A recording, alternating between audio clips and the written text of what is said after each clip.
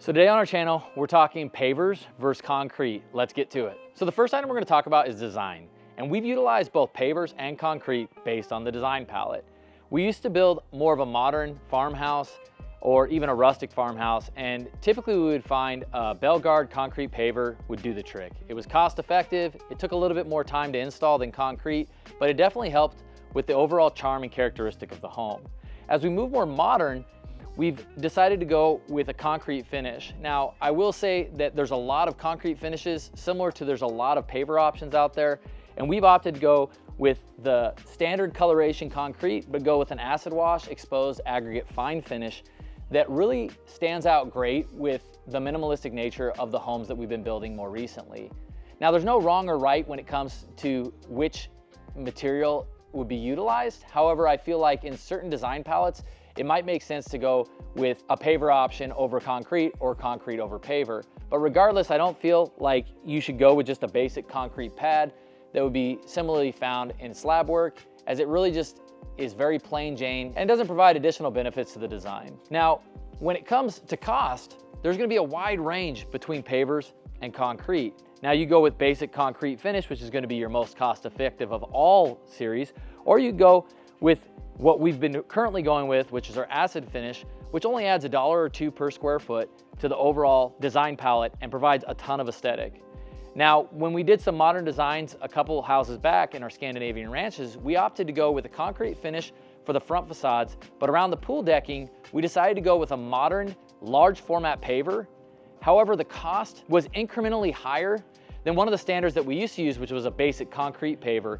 As we moved to a more modern and minimalistic aesthetic, the cost associated with those pavers increased incrementally, which is one of the main reasons why we've switched over to the concrete aesthetic that you see here beneath my feet. Second, and real cost savings associated with concrete is the time in which it takes to be able to prep and install or place appropriately. Pavers is much more labor intensive, it takes more manpower, and usually takes place over a couple weeks versus concrete, which might be a week of prep to be able to get everything appropriately graded, AB in place, and then one day for placement, and then the next day to be able to finish the overall aggregate finish that you see here. Overall, it's faster, which makes it more cost effective in the long run. Let's move on to durability, which is one of the third points. I think that it's no contest here. Concrete, I think, wins that battle every time. The reality is, in my opinion, it's a lot more difficult to install pavers appropriately than it is to be able to place concrete.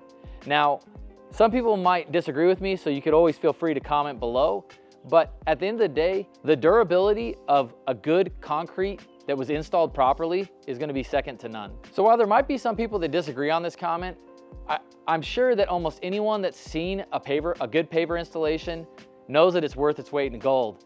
But a majority of pavers that I've seen are poorly installed and provide some additional issues that could arise in the future.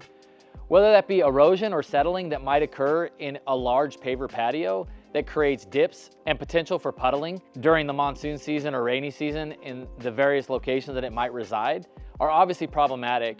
But also, if not installed with the best installation methodology and filled with a siliconized sand, some of the larger format pavers have a tendency to rock and or click or have dead spots that are located in between the sand bed and the paver in which it resides. This could create an annoyance for the homeowner, similar to a squeaky floor upstairs that is also due to poor installation methodologies. As mentioned, I think concrete definitely takes the win when it comes to durability. As long as it's installed properly, it'll stand the test of time.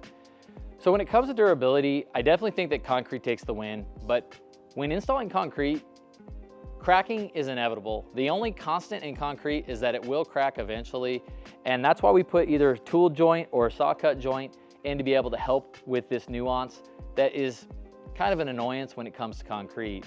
And while I stand by my comment that concrete is a more durable finish, pavers do provide the ability that if you have a cracked paver or you have some sort of installation issue, you can always go out and you can be able to take a few of those pavers out and replace them with like-for-like pavers if they're available within the marketplace when the time comes to repair them. And while I'd like to say that pavers are one and done, the reality is I feel like there's more upkeep and maintenance that's involved with pavers. The good news is that you can replace those broken, cracked, or discolored pavers if you have extras available. So the last piece I want to talk about is the City of Phoenix maintenance service contracts. Now, we don't only build in Phoenix, but when we do build in Phoenix, if we're to ever place pavers in the driveway and they extend all the way to the street, which would be normal installation, ultimately we're required to have a maintenance service contract in place. This is more of a commercial type of contract.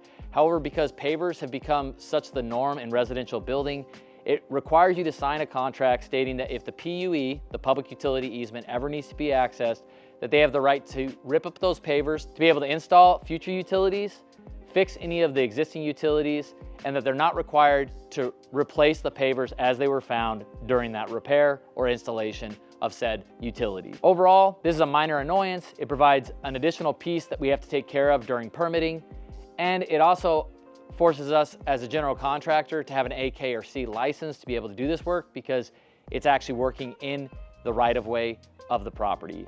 However, we've been able to figure this piece out. So if pavers are absolutely necessary from a design perspective, or because the client that we're building the custom home for absolutely wants a specific paver option to be installed in their driveway, it's not a problem, and we can be able to handle it every time. With that said, if you'd like to see why we've shifted to a concrete base for our hardscape package versus a paver base, go to our shorts and it'll give us the top 3 reasons why we're utilizing an acid wash concrete finish on all of our modern design. If you have any comments, questions, please DM us below, as we'd be happy to be able to engage in any conversation around this topic of pavers versus concrete. And as always, have a great day.